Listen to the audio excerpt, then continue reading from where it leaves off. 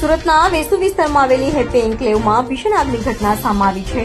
બિલ્ડિંગના 7મા માળે લાગેલી આગે ગણતરીની મિનિટોમાં નીચેના 3 માળને પણ પોતાની ઝપેટમાં લઈ લીધા છે.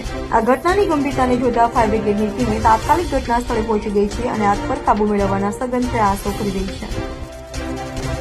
હેપી એન્કલેવના ભીષણ આગ ફાટી નીકળી છે. બિલ્ડિંગના ઉપરના માળેથી ધુમાડાના ગોટે ગોટા આકાશમાં ફેલાયા જોઈ શકાય છે. આગની તીવ્રતા એટલી વધારે છે કે તેને નીચેના માળને પણ લપેટમાં લીધા છે. ફાયર બ્રિગેડના જવાનો પોતાની ફરજ બજાવી રહ્યા છે અને શક્ય તેટલું ઝડપથી આગને કાબૂમાં લેવા માટે પ્રયત્નશીલ છે. હાલમાં આગ લાગવાનું કારણ બંધ છે, પરંતુ પરિસ્થિતિ ખૂબ જ ગંભીર જણાઈ રહી છે. મહત્વની વાત એ છે કે આ જ કેમ્પસમાં રાજ્યના ગૃહમંત્રી હર્ષ સંઘવીનું પણ ઘર આવેલું છે.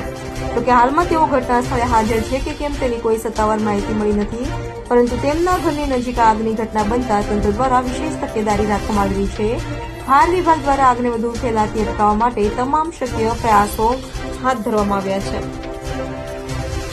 મારું નામ નરેન્દ્રભાઈ પાંડવ, લાઇટ એન્ડ ફાયરના વાઇસ ચેરમેન તરીકે મને સવારે કોલ આવતા કે વેસુ વીઆઈપી રોડ ઉપર આગ લાગતા જાણ થતાં સ્થળ ઉપર આવ્યો છું. અને હાલમાં બી અમારા ગૃહમંત્રી એવા શ્રી હર્ષભાઈ સંઘવી સાહેબ બી સવારે આવી ગયા છે. સ્થાનિક કોર્પોરેટરો બી હાજર છે.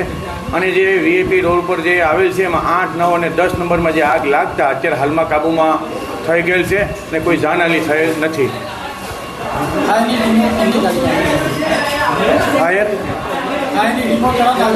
ફાયરની ટીમો તરત સ્થળ ઉપર આવી ગઈ છે અને અત્યારે ફાયરની ટીમના અધિકારીઓ કામ કરી રહ્યા છે અને હાલમાં જાણતા સ્થળ ઉપર મેં આવતા જોતા અત્યારે હાલમાં લગભગ પૂર્ણ થવાની તૈયારીમાં છે.